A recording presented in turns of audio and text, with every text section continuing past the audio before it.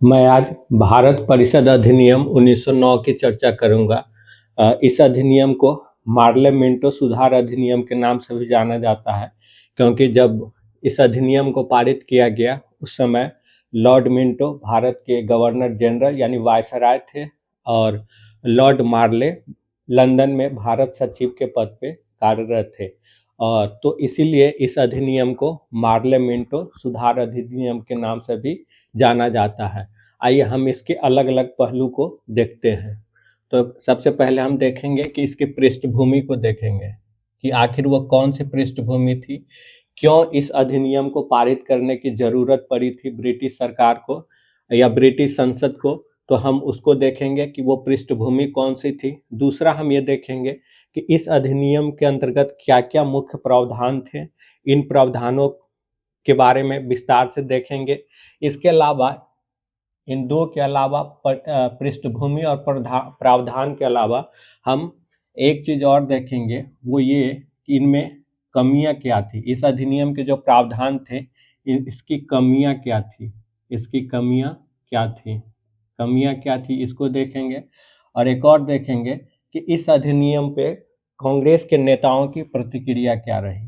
कांग्रेस के नेताओं की प्रतिक्रिया, अलग अलग नेताओं ने इस अधिनियम के बारे में अलग अलग समय में क्या कहा है, हम उसको देखेंगे। तो ये चार पहलू को हम देखेंगे।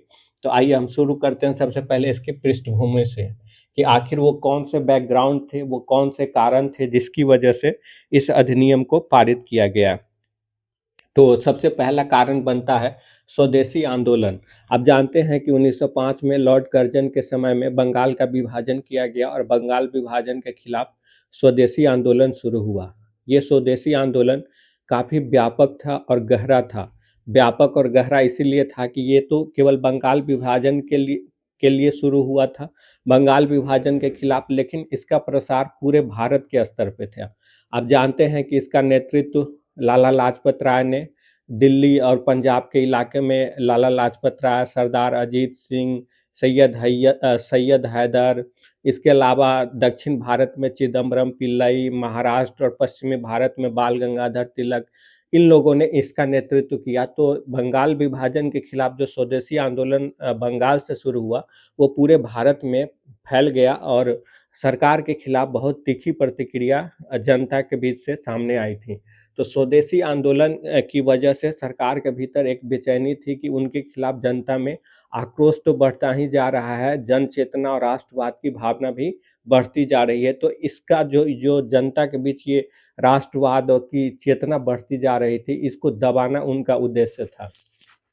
दूसरा था डिवाइड एंड रूल, जो कि स्वदेशी आंदोलन की वजह से जो एकजुटता और चेतना पैदा हुई थी। आप जानते हैं कि बंगाल विभाजन के खिलाफ बंगाल में हिंदू और मुस्लिमों ने संयुक्त इकट्ठा होकर के आंदोलन में भागीदारी की थी। तो अब इनका उद्देश्य था कि इस राष्ट्रीय चेतना को कैसे कमज़ोर किया जाए, राष्ट्रवाद की जो लहर चल रही थी देश में उसको कैसे कमज़ोर किया जाए। तो इसके लिए इन्होंने डिवाइड एंड रूल की पॉलिसी, बांटो और राज करो की पॉलिसी लेकर के आया। और डिवाइड एंड रूल की पॉलिसी इन्होंने दो संदर्भों में इस्तेमाल किया था, उसको देखते हैं। पहला आप देखेंगे सूरत फूट, पहला संदर्भ हम देखते हैं। पहला संदर्भ डिवाइड एंड रूल का था ये कि कांग्रेस पार्टी के भीतर ही डिवाइड कर दो, यानी कांग्रेस के जो नेता थे उनको ही डिवाइड करो, उसके एक पक्ष को अपनी तरफ मिला लो और दूसरे पक्ष का पुलिस बल के सहारे दमन कर दो। तो एक डिवाइड एंड रूल की पॉलिसी उनका ये थी, जो कांग्रेस के नेताओं के भीतर ही फूट डालना। और दूसरा डिवाइड एंड रूल की पॉलिसी ये थी कि धर्म के आधार पर विभाजन क्रिएट करना, हिंदू और मुस्लिम को, जो कि स्वदेशी आंदोलन में हिंदू और मुस्लिम दोनों एकजुट होकर के इकट्ठा होकर के लड़ाई लड़े थे। तो इनका उद्देश्य था ब्रिटिश सरकार का कि हिंदू और मुसलमानों को तोड़ा जाए, डिवाइड एंड रूल किया जाए। तो इस तरीके से ये दो था। अब कांग्रेस के नेताओं में फूट की बात को हम देखते हैं। एक आप सूरत फूट, आप जानते हैं कि 1907 ईस्वी में 1907 में सॉरी 1907 में भारतीय राष्ट्रीय कांग्रेस का सूरत में अधिवेशन हुआ था। सूरत अधिवेशन हुआ था। तो यहाँ दो बातों को लेकर के विवाद पैदा हो गया कांग्रेस के उग्रवादी और उदारवादी नेताओं के बीच में। एक बात तो ये थी कि इसकी अध्यक्षता कौन करेगा, अधिवेशन की अध्यक्षता कौन करेगा। एक विवाद इस बात को लेकर के था, अध्यक्ष पद को लेकर के। दूसरा विवाद था कि इससे पहले 1906 में कलकत्ता अधिवेशन में जो प्रस्ताव पारित किए गए थे, 4 प्रस्ताव पारित किए गए थे, कलकत्ता अधिवेशन में 4 प्रस्ताव पारित किए गए थे। उन प्रस्तावों को लेकर के, जो प्रस्ताव आपका स्वदेशी के ऊपर, बहिष्कार के ऊपर, शिक्षा के ऊपर और स्वशासन के ऊपर था। ये प्रस्ताव, जो 4 प्रस्ताव था, वो स्वदेशी के ऊपर, बहिष्कार के ऊपर, राष्ट्रीय शिक्षा और स्वशासन के ऊपर था। तो इस प्रस्ताव को लेकर के भी उदारवादी और उग्रवादी नेताओं के बीच मतभेद था। जो उग्रवादी नेता थे वो इन चारों को पूरे देश भर में फैलाना चाहते थे, जबकि उदारवादी नेताओं का मानना था कि चूंकि बंगाल विभाजन की वजह से स्वदेशी आंदोलन शुरू हुआ है, इसीलिए ये जो 4 चीजें हैं ये सिर्फ बंगाल तक ही सीमित रखा जाए। तो ये 2 मुद्दों को लेकर के कांग्रेस के उदारवादी और उग्रवादी नेताओं में 1907 के सूरत अधिवेशन में विवाद उत्पन्न हो गया। अध्यक्ष पद को लेकर के जो उग्रवादी नेता थे, जिनका नेतृत्व बाल गंगाधर तिलक, विपिन चंद्रपाल, लाला लाजपत राय कर रहे थे, ये सब लोग लाला लाजपत राय को अपना अध्यक्ष चुनना चाहते थे। यानी उग्रवादी नेता लाला लाजपत राय को अपना अध्यक्ष बनाना चाहते थे, जबकि जो उदारवादी नेता थे वो रास बिहारी घोष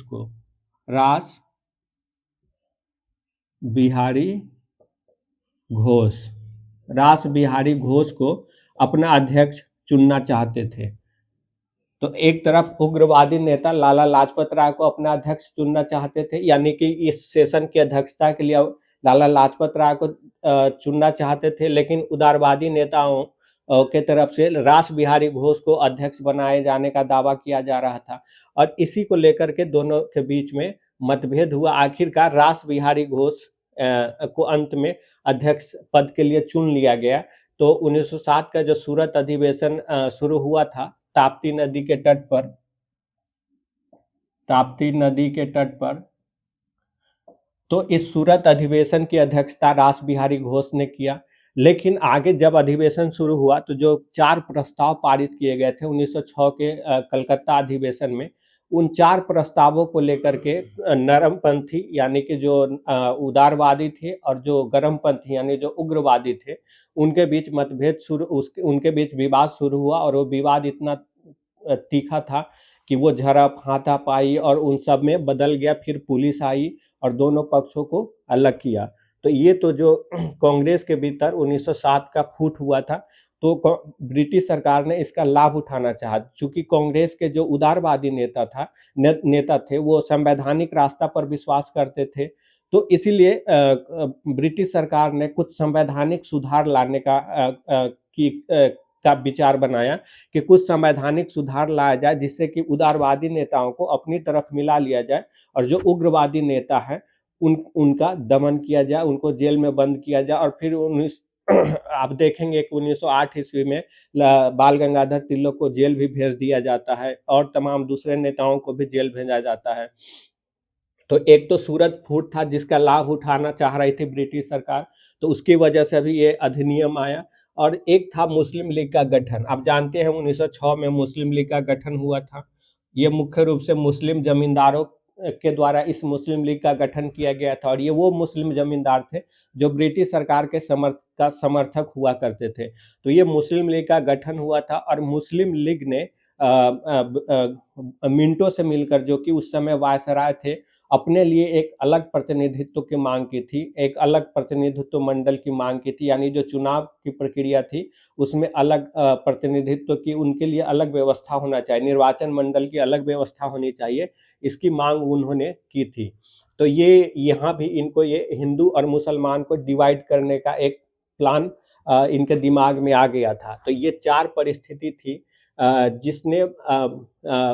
जिसकी वजह से ब्रिटिश संसद के द्वारा 1909 ईस्वी में ये भारत परिषद अधिनियम पारित किया गया, जिसको हम मार्ले मिंटो सुधार अधिनियम के नाम से भी जानते हैं। अब आइए हम देखते हैं इस अधिनियम के मुख्य प्रावधान क्या थे, इसमें क्या क्या बातें कही गई थी, क्या क्या सुधार इसके माध्यम से लाया गया था।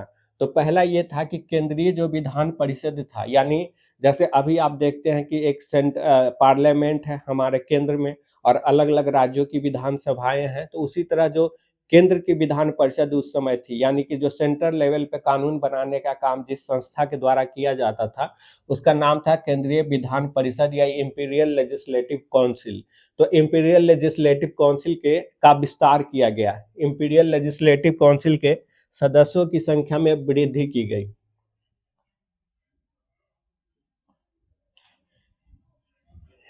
जो इंपीरियल लेजिस्लेटिव काउंसिल या केंद्रीय विधान परिषद था, इसके सदस्यों की संख्या 22 से बढ़ाकर 69 कर दी गई। सदस्यों की संख्या 22 से बढ़ा करके 69 कर दी गई।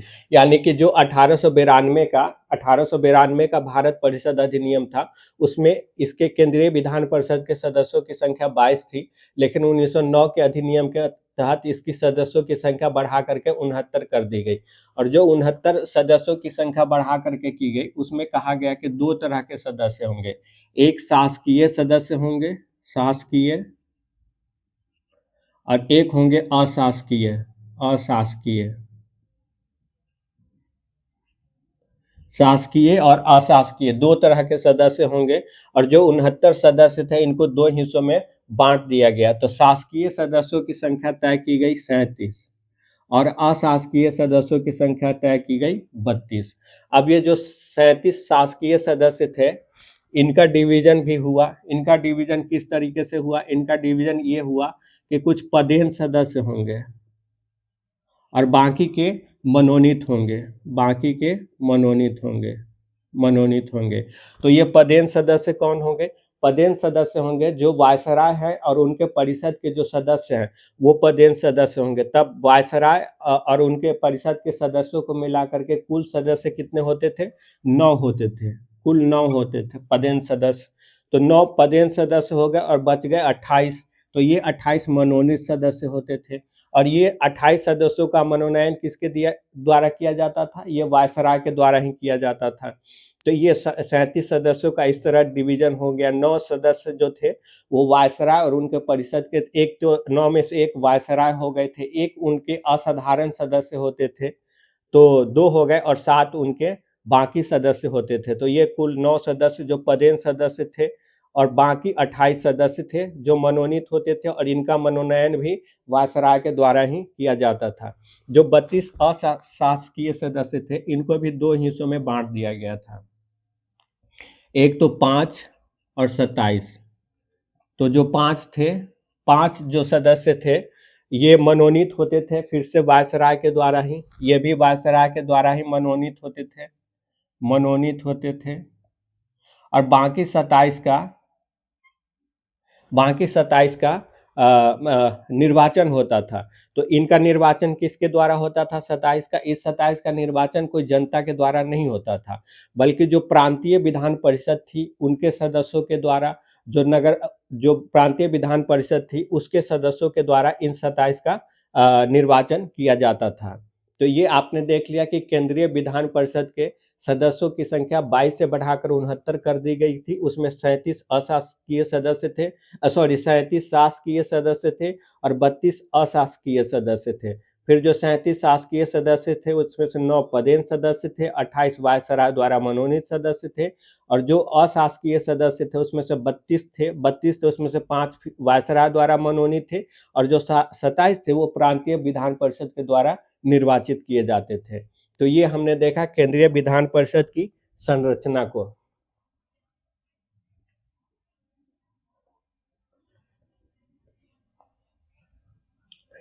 अब हम देखते हैं प्रांतीय विधान परिषद। केंद्रीय विधान परिषद के अतिरिक्त अलग अलग जो प्रांत थे उनकी भी विधान परिषद थी। तो प्रांतीय विधान परिषद के सदस्यों की संख्या में भी वृद्धि की गई, और अलग अलग विधान परिषद के अलग अलग सदस्य संख्या अलग अलग थे, तो उन सबको लिखना जरूरी नहीं है। बस इतना है, जान लीजिए कि प्रांतीय विधान परिषद के सदस्यों की संख्या में भी वृद्धि की गई। लेकिन यहाँ पे ये किया गया कि जो अशासकीय सदस्य थे, यहाँ भी 2 तरह के सदस्य थे, शासकीय और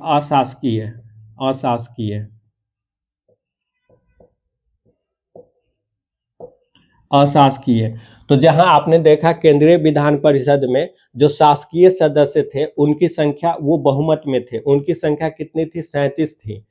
तो ये शासकीय सदस्य जो थे वो बहुमत में थे। इसके अलावा जो अशासकीय 32 थे उनमें से भी 5 वायसराय के द्वारा ही निर्वाचित होते थे, मनोनीत किए जाते थे। तो एक तरह से आप समझ लीजिए कि 37 ये और 5 ये 39, तो वहाँ भी उनके पास प्रचंड बहुमत होता था, क्योंकि वायसराय जिनका मनोनयन करते थे, ये साधारण सी बात थी कि वो हमेशा सरकार के पक्ष में ही बात करेंगे। तो वहाँ थी। यहाँ क्या किया गया, यहाँ कानूनी तौर पे ये कहा गया कि प्रांतों में अशासकीय सदस्यों का बहुमत होगा। प्रांतों में क्या कहा गया कि अशासकीय सदस्यों का बहुमत होगा, अशासकीय सदस्यों का बहुमत होगा। कानूनी तौर पर तो ये बात कही गई कि अशासकीय सदस्यों का बहुमत होगा, लेकिन सदस्यों के मनोनयन और निर्वाचन की व्यवस्था ऐसी की गई कि यहाँ भी हकीकत में वो बहुमत में होते हुए भी अल्पमत में थे। कैसे थे इसको देखिए।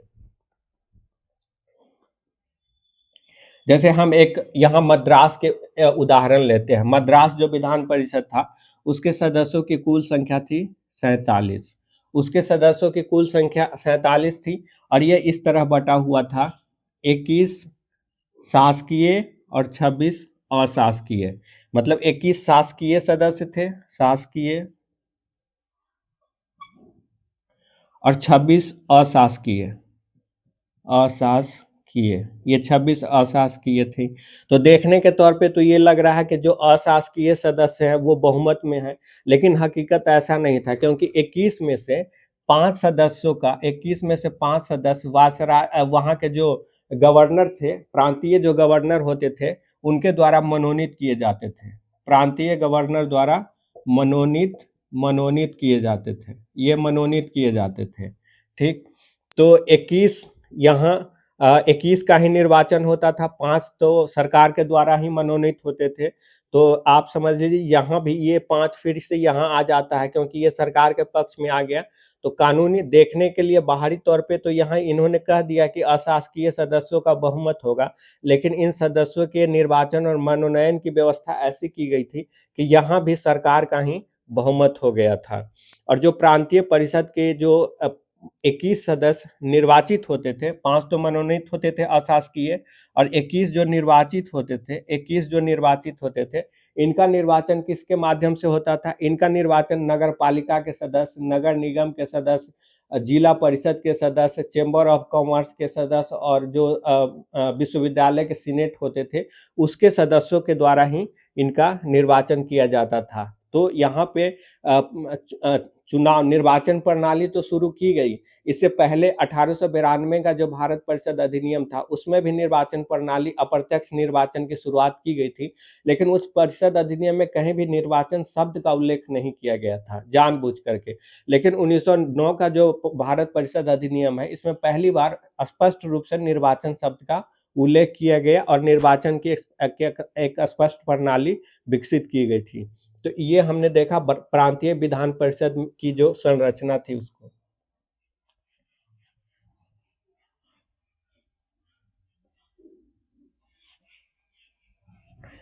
अब आगे हम देखते हैं कि कार्य क्षेत्र का विस्तार।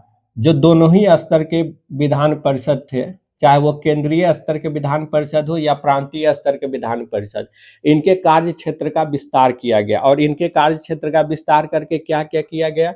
एक तो वाद विवाद का अधिकार दिया गया, यानी विधान परिषद के जो सदस्य थे उनको ये अधिकार दिया गया कि अलग अलग मुद्दे पे वो वाद विवाद कर सकते हैं, वाद विवाद में हिस्सा ले सकते हैं। एक ये अधिकार दिया गया।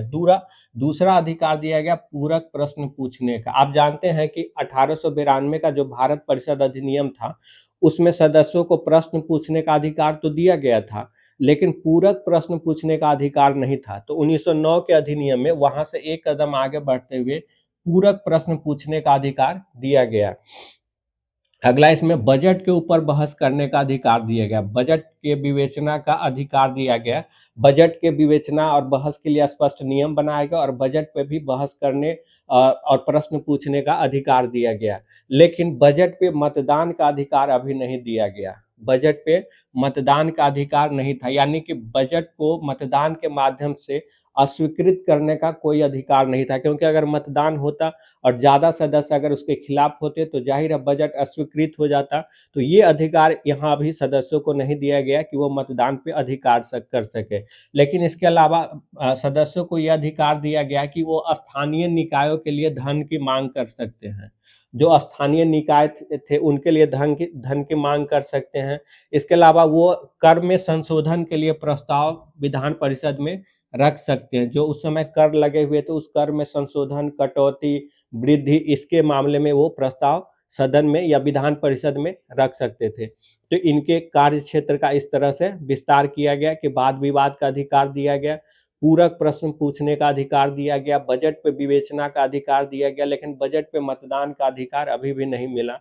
और स्थानीय निकायों के लिए धन की मांग, कर में संशोधन का प्रस्ताव रखने, इस तरह के बात रखी गई थी, इस तरह के अधिकार दिए गए थे।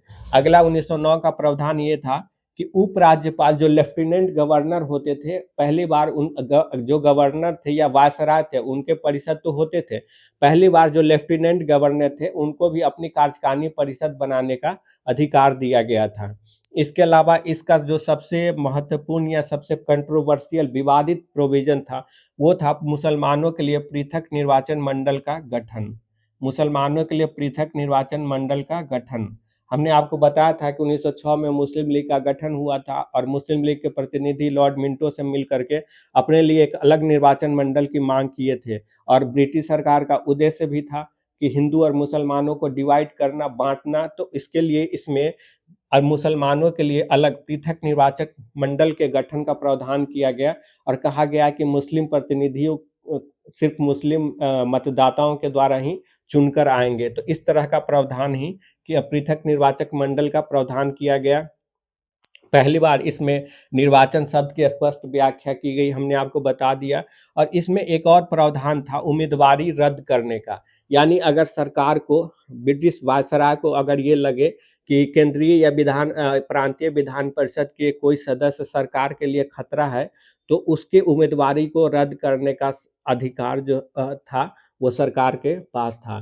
तो ये भारत परिषद अधिनियम 1909 के कुछ प्रावधान थे। अब हम इनकी दो और चीज़ों पे चर्चा करेंगे, इनकी कमियां क्या थी और इनके खिलाफ प्रतिक्रिया कांग्रेस के नेताओं की क्या थी।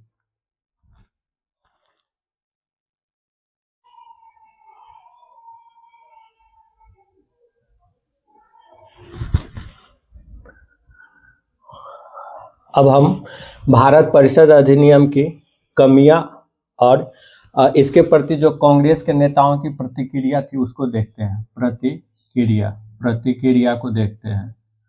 ये हमने इससे पहले जो चीज़ आपको बताया वो पीटी के लिए और मेंस के लिए दोनों ही समान रूप से उपयोगी है, लेकिन अभी मैं जो बता रहा हूँ ये सिर्फ मेंस के लिहाज से है। पीटी में इसकी कोई भूमिका, बहुत सीमित भूमिका है कि कभी महात्मा गांधी का स्टेटमेंट पूछ लिया जाए या के.एम. मुंशी का स्टेटमेंट पूछ लिया जाए या बहुत अधिक कंसेप्चुअल क्वेश्चन पूछा जाए अगर पीटी के एग्जाम में, तब इसकी भूमिका होगी, अन्यथा पीटी के एग्जाम में इसकी भूमिका बहुत सीमित है। तो आइए देखते हैं इसकी कमियां क्या थी। जो 1909 के भारत परिषद अधिनियम पास किए गए थे उसकी कमियां क्या थी। तो उसकी पहली कमी ये थी कि इसमें सांप्रदायिक निर्वाचन प्रणाली को भारत में पहली बार जन्म दिया गया था। जब मुसलमानों के लिए अलग से निर्वाचन मंडल की व्यवस्था की गई, निर्वाचन प्रणाली की व्यवस्था की गई, तो एक तरह से ये सांप्रदायिक निर्वाचन प्रणाली थी और इसका परिणाम इस देश के लिए आने वाले समय में बहुत ही भीषण साबित हुआ था। तो ये एक कमी ये थी कि सांप्रदायिक निर्वाचन प्रणाली की शुरुआत की गई थी और इसके माध्यम से हिंदू और मुसलमानों को एक दूसरे से अलग करने की कोशिश की गई थी। दूसरा था इसमें मताधिकार। इसमें मताधिकार बहुत सीमित था, आम जनता को मताधिकार का अधिकार नहीं था। कुछ खास वर्गों को ही मतदान देने का अधिकार दिया गया था और उसमें भी संपत्ति को मतदान का आधार बना दिया गया था। तो ये एक सीमित मताधिकार, ये दूसरी इसकी कमी थी। तीसरी थी कि जो चुनाव प्रणाली अपनाई गई थी, चाहे वो केंद्रीय विधान परिषद हो या प्रांतीय विधान परिषद हो, तो वो अप्रत्यक्ष चुनाव प्रणाली थी, उसमें जनता की सीधी कोई भागीदारी नहीं थी। जैसा कि हमने आपको पहले ही बताया कि केंद्रीय विधान परिषद के मामले में प्रांतीय विधान परिषद के सदस्यों द्वारा चुनाव किया जाता था और प्रांतीय विधान परिषद के मामलों में नगर पालिका, नगर निगम, जिला परिषद और चैम्बर ऑफ कॉमर्स या विश्वविद्यालय के जो सीनेट होते थे उसके द्वारा उनका चुनाव किया जाता था। तो अप्रत्यक्ष चुनाव प्रणाली इसकी कमी थी। अगला था सरकारी वर्चस्व। इसके जो सदस्यों के निर्वाचन की जो पूरी संरचना को आप देखेंगे तो उससे आपको साफ स्पष्ट नजर आएगा कि सब कुछ के बावजूद इसमें सरकारी वर्चस्व था और होना वही था जो सरकारी पक्ष चाहता था। इसीलिए सदन तो था, लेकिन इसमें उत्तरदायी सरकार की कोई भावना नहीं थी। यानी कि इसमें जिस तरह सरकार का वर्चस्व था, उसे स्पष्ट था कि ये सरकार जो थी कोई उत्तरदायी सरकार नहीं थी। जिस तरह उसके सदस्यों के मनोनयन और निर्वाचन की जो व्यवस्था की गई थी, उसमें उत्तरदायित्व का अभाव था।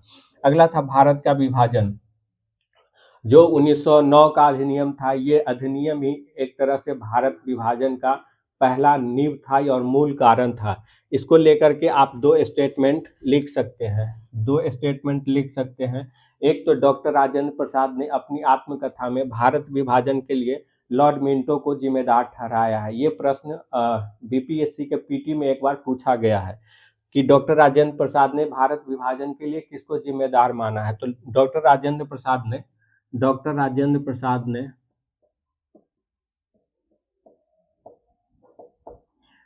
ने भारत विभाजन के लिए लॉर्ड मिंटो को जिम्मेदार ठहराया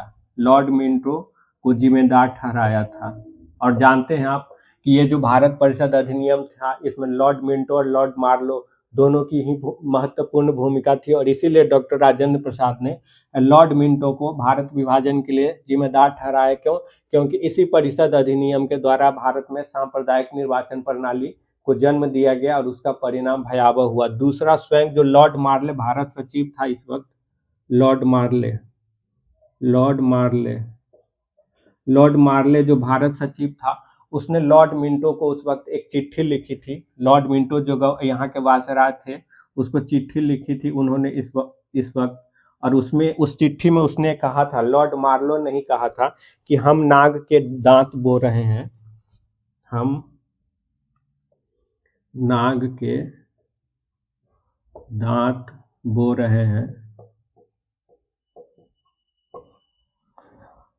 और इसका फल भीषण होगा। ये खुद लॉर्ड मार्लो जो कि उस समय भारत सचिव था, उसने अपने चिट्ठी के माध्यम से लॉर्ड मिंटो को ये बातें लिखी थी और बाद में जा करके ये सच भी साबित हुआ। और डॉक्टर राजेंद्र प्रसाद ने जिस तरह लॉर्ड मिंटो को भारत विभाजन के लिए जिम्मेदार ठहराया है, उससे भी ये बात स्पष्ट हो जाती है। तो ये भारत परिषद अधिनियम 1909 की प्रमुख कमियां थी। और इसके आगे हम चलते हैं।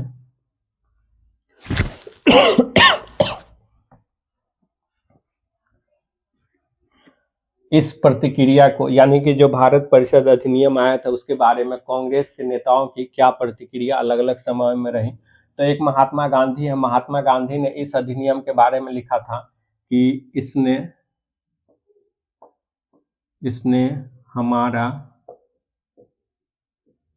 सर्वनाश कर दिया। ये महात्मा गांधी का दिया गया स्टेटमेंट था, जिसको आप लिखेंगे। और दूसरा के एम मुंशी का स्टेटमेंट है कि इन्होंने, यानी कि लॉर्ड मिंटो, लॉर्ड मार्ले के जो इन्होंने उभरते हुए प्रजातंत्र को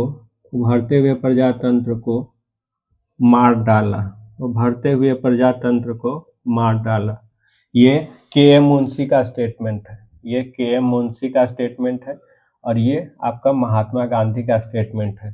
तो इसको आप जब मेंस का आंसर लिखेंगे तो उनकी कमियां और महात्मा गांधी और के एम मुंशी की प्रतिक्रिया, इन दोनों को जरूर लिखेंगे। और मुझे लगता है कि इस 71वीं बीपीएससी मेंस के लिहाज से ये भारत परिषद अधिनियम 1909 शॉर्ट में आने की भरपूर संभावना है। क्योंकि 1858 का अधिनियम, 1861, 1892, ये पिछले 3 बार में पूछे गए हैं। 68वीं, 69वीं और 70वीं, इन तीनों में पूछे गए हैं 1892 तक। तो अब अगला जो है, मेरे समझ में 1909 के जो भारत परिषद अधिनियम है, इसी की संभावना सबसे अधिक है।